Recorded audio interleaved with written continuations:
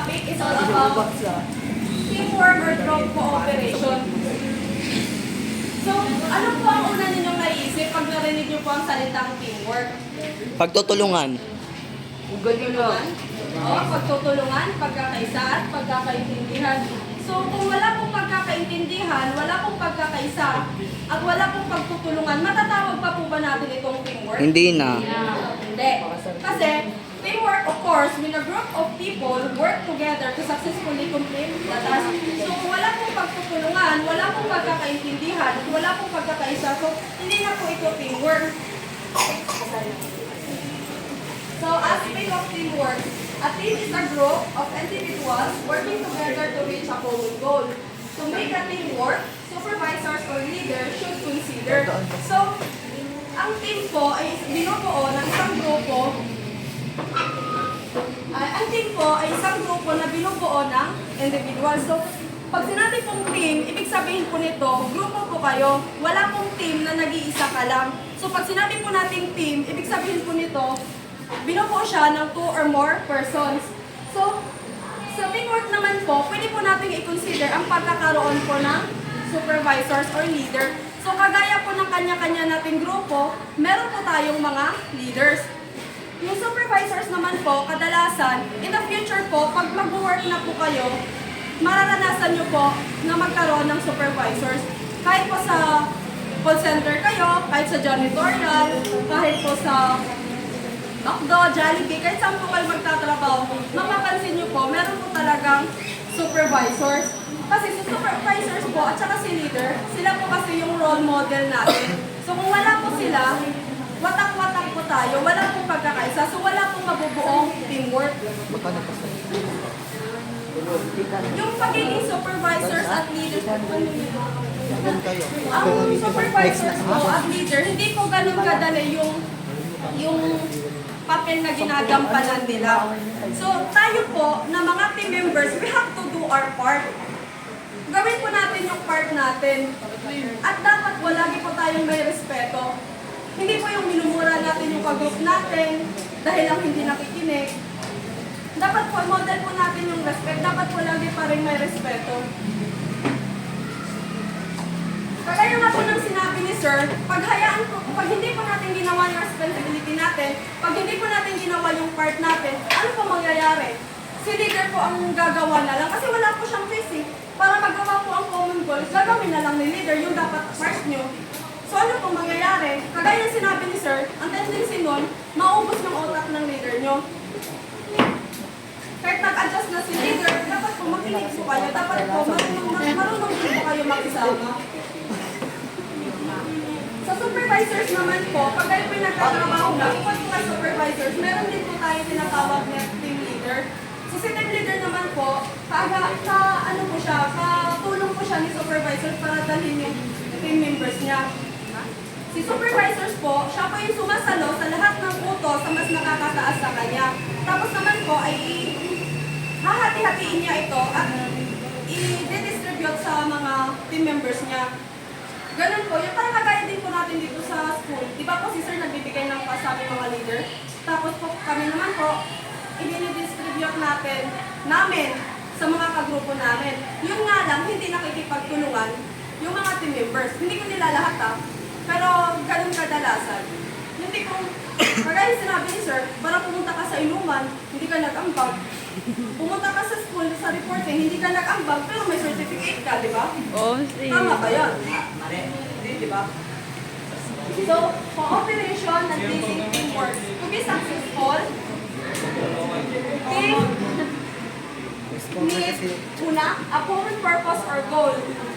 So, a common purpose or goal means a group of people agreed on a plan or idea and working together to make it happen. Ano pong example nun? Kunyari, kami po, magtatropa kunyari kami, tapos nagyaya ako, gumawa kami ng barko ni Lofi, tapos nag-agree sila. So may common goal na po kami. Ayun, hindi ito. Tasa kayo. Clear roles and tasks. So clear roles and tasks clarify what each team member should do to achieve the success.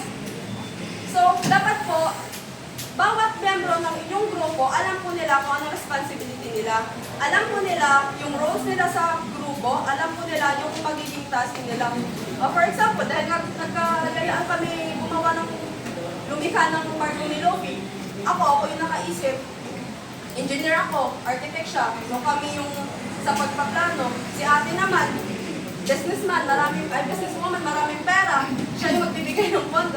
Diba? So, dapat alam po ng bawat team member kung ano po yung role na gagampanan nila sa gagawin nilang common goal. Decision-making procedure. Decision-making procedure. So, sa decision-making procedure po, dapat po alam ng bawat team members natin kung paano at bakit ginawa yung desisyon na to. Hindi po porket ikaw yung leader, ikaw na lang mag-desisyon, hindi mo i-consult yung mga team member mo. Pero minsan po talaga, kahit i-consult mo sila, hindi po talaga sila marunong mag-reply. Clear communication. So, dapat po malinaw yung komunikasyon sa inyong grupo para po maabot ang common goal ninyo. Kasi kung wala po malinaw na komunikasyon, so wala din po. Hindi rin po maabot man, mag-isa ka nga lang. Mag-isa ka lang, so walang teamwork doon. Next, trust among team members. So dapat po may tiwala tayo sa mga members po natin. Tayong mga leaders, tayong mga members, dapat po may tiwala po tayo sa isa't isa. Kasi may paras naman po tayo, may mga abilidad po tayo eh. Yun nga lang, nahihiya tayo. So, bigyan po natin ng tiwala yung bawat team members po natin. The following strategies can be used by the leader to support effectiveness of the team. Una, encourage discussion. So, encourage discussion po. Importante po na magkaroon ng discussion sa inyong team. Encourage po natin mga leader na magkaroon ng discussion sa ating team or grupo. Kasi po, doon po kasi sa discussion, doon po kasi natin mailalabas or masasabi yung mga ideas at opinion natin. So, open po yun para sa lahat. Doon po tayo makakabuo ng common goal. Next, ensure all team members understand that their ideas and opinions are important. So, make sure po na may paramdam at alam po ng mga team members natin na ang opinion po nila at ideas po nila ay mahalaga din. Hindi po porket ikaw yung leader, ideas mo na lang susundin mo. Hindi po porket ikaw yung leader, opinion mo na lang papakinggan mo. So dapat po, lahat po tayo mga leader, paramdam po natin sa mga team members po natin na yung opinion po nila at ideas po nila ay mahalaga din po. Next, encourage everyone to participate.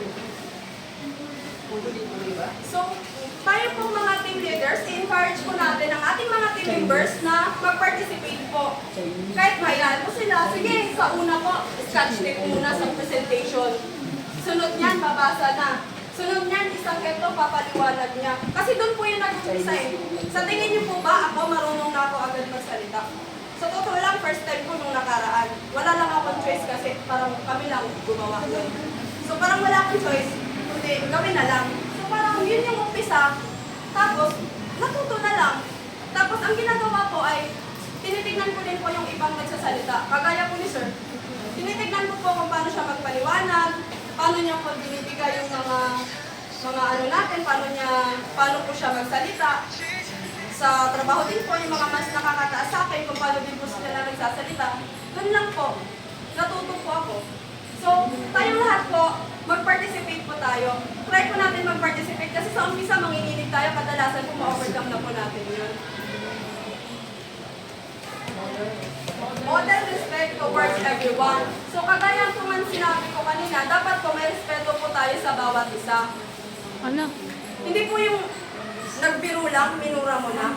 Kasi may ano. Tama po ba yun? Pupunta lang sila. Hindi po yung tama. So, tayo po, nasa school po tayo, tignan po natin yung mga words na binibigkas natin.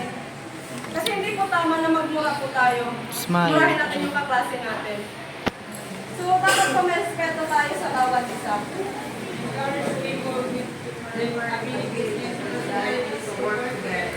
So, lahat naman po tayo, may kanya-kanyang personalidad, may kanya-kanyang abilidad. Pero pag nagsama-sama po tayo, mas may magagawa Hawakan mo nga po muna, tayo. JC. Yung spot. Hawakan mo muna. Bakla. So, use positive feedback. So, magbigay po tayo ng mga positibong Bakla. opinion. Hindi yung po palay mura, ganyan. Mali po yun. Or babarahin natin yung mga Oh, yung kagrupo natin na nagbibigay ng Magkaanong attendance? opinion. Mali Ito po muna. yun. Pakinggan po natin sila.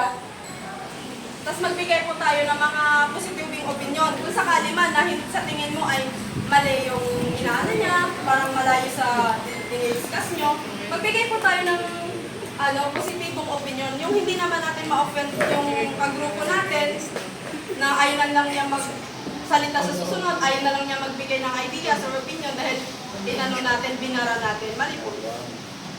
Remain calm. Maging kalmado po tayo sa lahat po ng oras. Sa mga kagrupo po natin na nagbibiro, ganyan-ganyan. Maging kalmado po tayo. As a leader, you can find ways to develop safety. Una,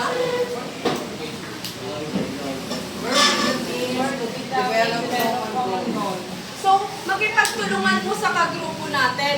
Hindi po, ikaw yung leader, ikaw na lang gagawa ng lahat. Kayo naman po mga team member, gawin din nyo din po ang part nyo as a team member. Hindi yung nag-chat na sa GC, mas ma-okay pa yung nasa malayo. Siya yung nagre-reply, pero yung nasa malapit, ayaw makipagtulungan. Makikipag-meet up, ayaw. Diba? So, kahit naman po makipagtulungan yung leader, kung si member po ay ayaw, wala din pong mangyayari.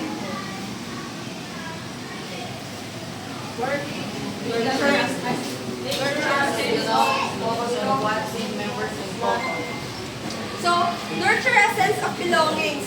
So, nurture a sense of belongings is one of our basic needs. Kasi lahat naman po tayo gusto na tanggapin tayo. Lahat naman po tayo gusto na tanggap po tayo. So, kung maramdaman po natin na tanggap tayo, maramdaman po natin na belong tayo, mas may contribute po tayo. So, tayo po, sa bawat members natin, iparamdam po natin na belong po sila. Next.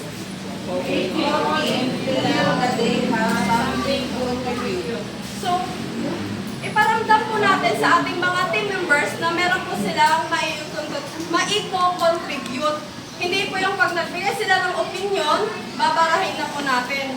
So next time, hindi, imbes may contribute siya, may idea siya, may opinion siya, hindi na po niya ibibigay. Kasi nga, binara po natin. So iparamdam po natin sa ating mga kagrupo na may maiko-contribute po sila sa common goals po natin. Help team member work together to efficiently solve problems. So para po mabisa ang pag-solve ng problems, makipagtulungan po tayo sa ating team members.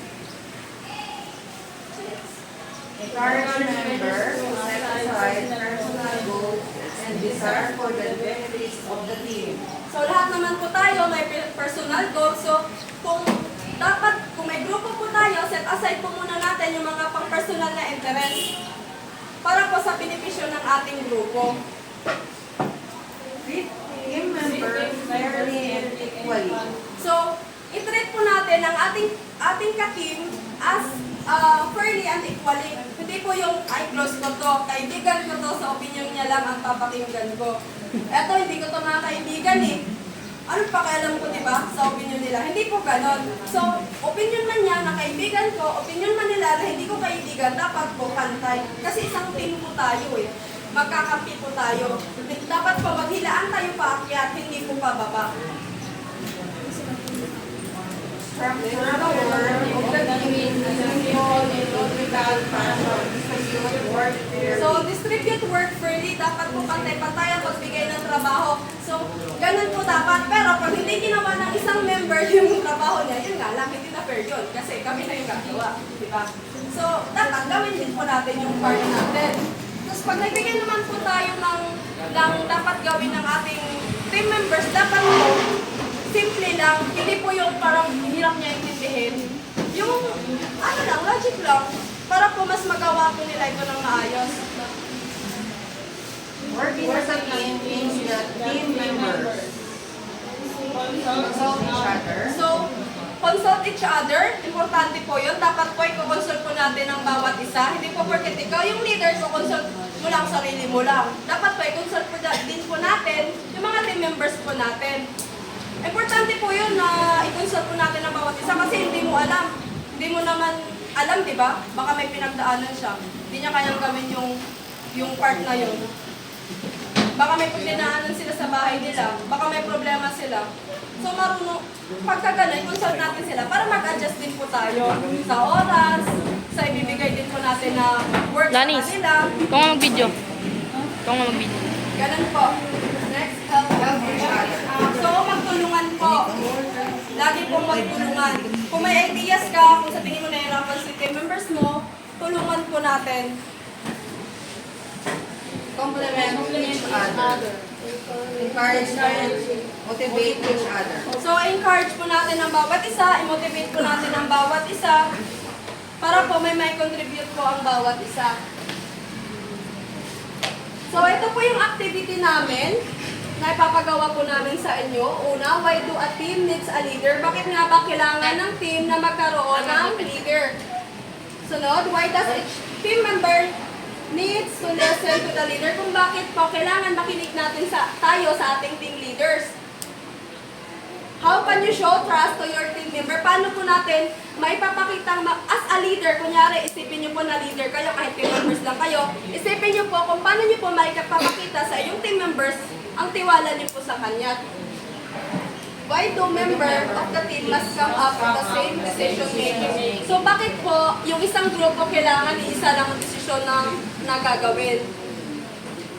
How can you show cooperation to your family and classmates in doing some household chores or group work in the class? So, paano po natin may papakita ang pag-cooperate sa ating mga pamilya sa paggawa natin ng gawaing bahay, sa mga klase naman sa paggawa ng mga group work natin sa klase? What will you do to help members complete the necessary tasks that you decide as a team? So, paano po natin tulungan yung ating mga team members na makompleto po yung task na pinapagawa natin sa kanila? If you are a member, how to work to support teamwork? So, kung ikaw po ang member, ano po ang gagawin mo para po masuportahan ang teamwork niyo po? Yun naman po.